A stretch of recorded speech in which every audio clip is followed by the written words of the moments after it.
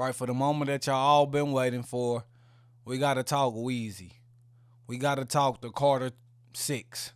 We gotta talk C6 because a lot of y'all been coming out of the woodworks hating. A lot of y'all have just been following the bandwagon, voicing the same opinions that others have been voicing. A lot of y'all don't even think for yourselves.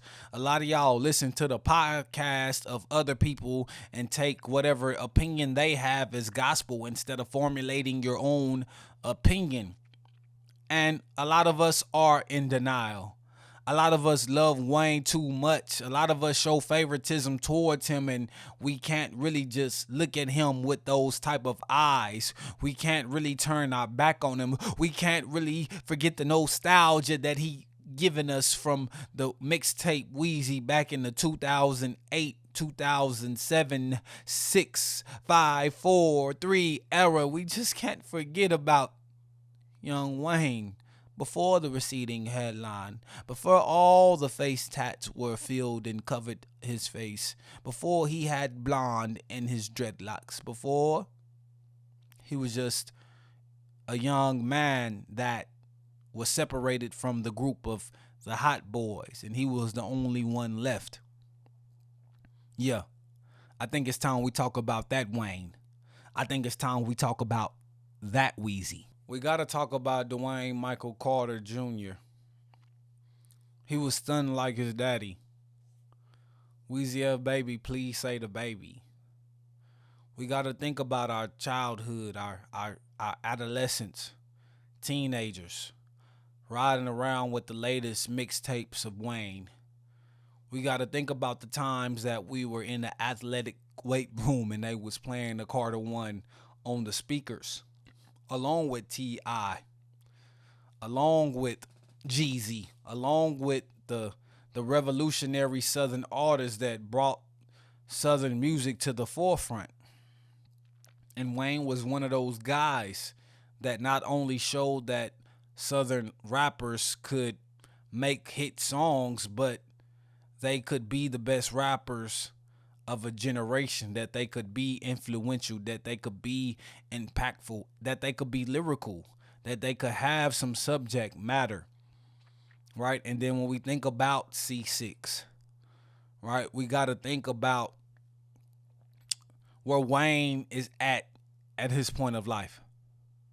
Right? When we think about C6, we got to think about prior to the release on the thoughts and feelings that the world had about Wayne before he even released this album.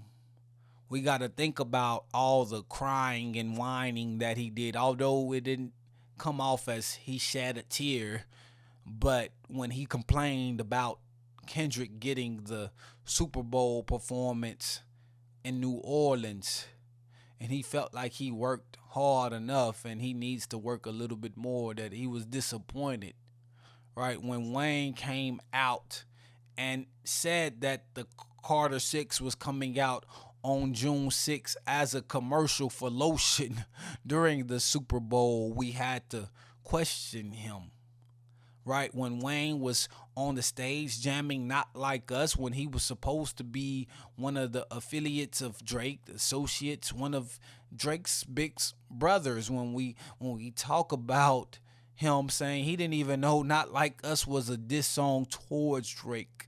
Right, we got to think about these things. We got to put all of these things into the forefront, because this is what happened prior to the release of the Carter 6.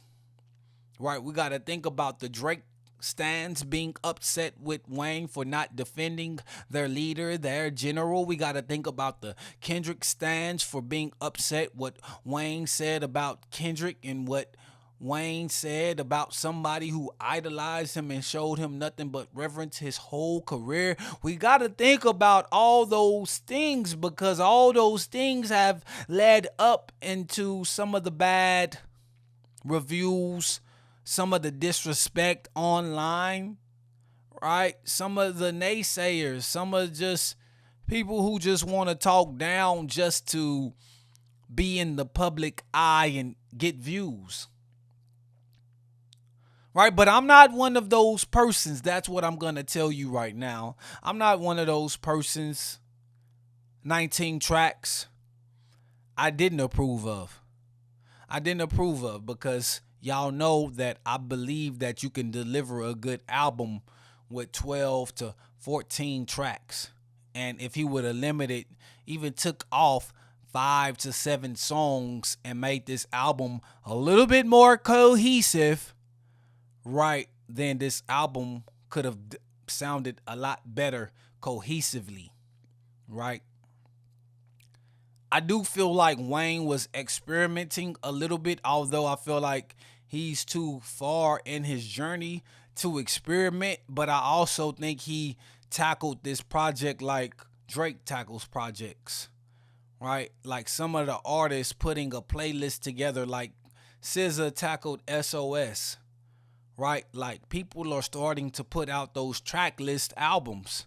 When you have different fan bases, you got your skateboarders, you got your hard hip hop heads, then you just got your people in between that like Wayne for the popular music that he puts out. I think he tried to cater to pretty much all spectrums of his fan base, right? And I don't think that he did that cohesively. I don't think he structured and curated that album to where it sounded sonically pleasing to everybody from all demographics. I think that's kind of where he missed the mark, right? But you think about Young Money, even though Tiger's on this tour, Tiger was not even on this album with him. Right, he had his two sons, and that's very admirable of him. That's very unselfish of him, and that's very uh, bold. And I'm proud of him for including his sons and trying to push his sons forward. Lil Novi, Cameron Carter. I'm thankful for Wayne, and as a father, I get inspiration from that. But as a listener, as a fan who just wanted Wayne at his prime, who just wanted Wayne to do what he did without much help because he never needed much help, I didn't get that, right? I mean, I did like the feature from Jay Jones on Hip Hop with Big X the Plug. I did like that, even though, I didn't know who Jay Jones was, but Jay Jones did sound good and he rapped very well. Right, but when I came into this album, I did not come into this album with expectations. I came into this album with hope. Because when we think about the Carter 5 Deluxe, when we think about Funeral, when we think about the Fix Before the Six, when we think about the EPs in between that Wayne has released before the Carter 6 and in between the Carter 5 and Carter 6, when we think about the solo projects that he's done, we gotta say, like, what else would you expect? Right? What else would you expect when what he did exactly what you would expect if you've listened to what he's done recently? And so what he's done recently, I feel like I kind of expected this in essence, but I hoped for the best. And let me say, this is not a bad album. This is not a bad album. I think this is okay album. This is not a mid album, but this is a medium album, right? A medium album, like a lukewarm album. And the Bible says it's not good to be lukewarm. You either need to be cold or you need to be hot. But for me, in my house, and just my reverence for Wayne, I don't think this album was trash. And why I don't think this album was trash, because he was still showing his ability to rap. He was still showing his ability to put words together. A lot of people were not happy with the production choices that he made, and understandably so. But even from Band and NO, or other songs like Bells, you could hear that he was catering towards that Louisiana bounce, that Big Frida type of sound. That's where the flip of those samples were coming from. And sometimes I feel like when people from the East Coast listen to East Coast samples, that are flipped to Southern styles, I don't think they have appreciation for that. I do think that the beats were a little bit more hollow. The instrumentation was kind of lacking a little bit. And let me not get started on Peanuts to an Elephant.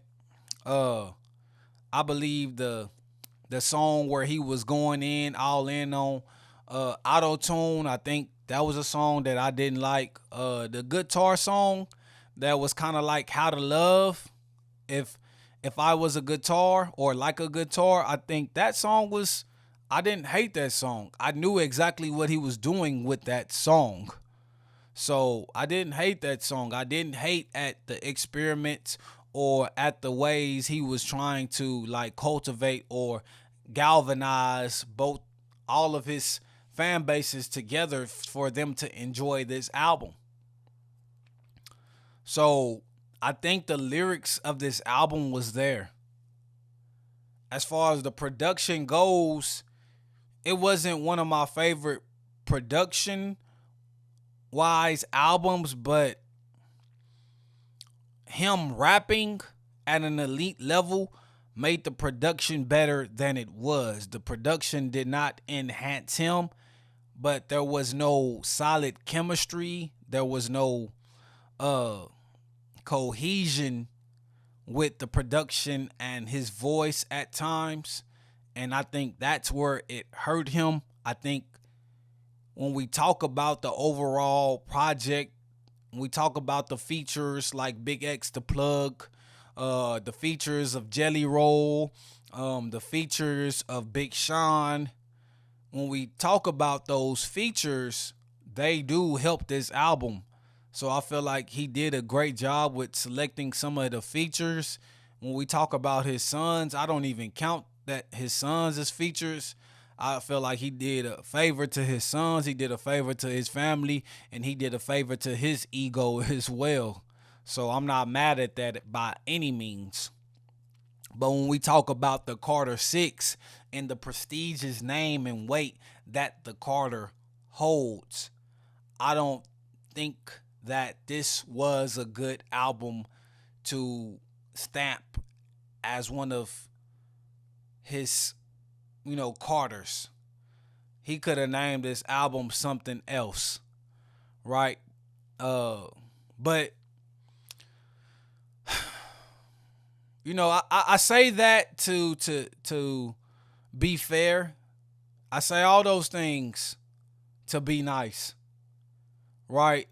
And it's not that I'm in denial, right? I made a post on Twitter saying that this was subpar.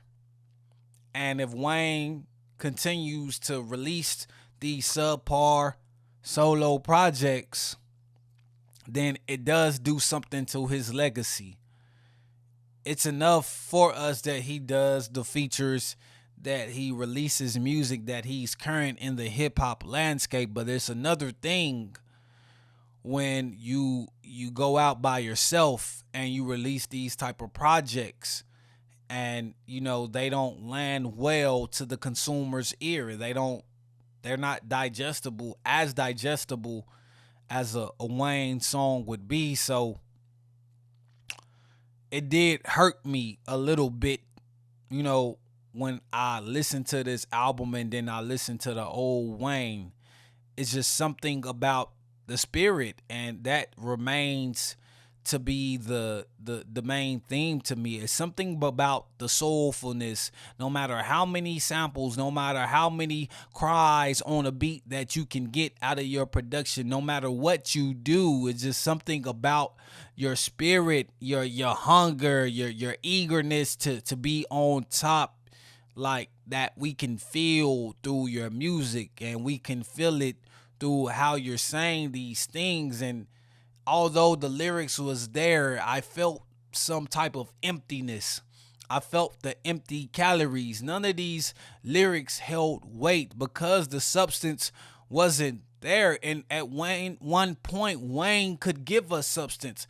At one point, Wayne was rapping about something, but now, as he's gotten older, as he's shifted towards the mainstream and shifted towards the pop side, although sometimes the billboards and the pop charts don't reflect it. Although he's mentally shifted towards that side, like it doesn't reflect it doesn't reflect in the artistry. And it just gives us empty calories. The lyrics are empty calories.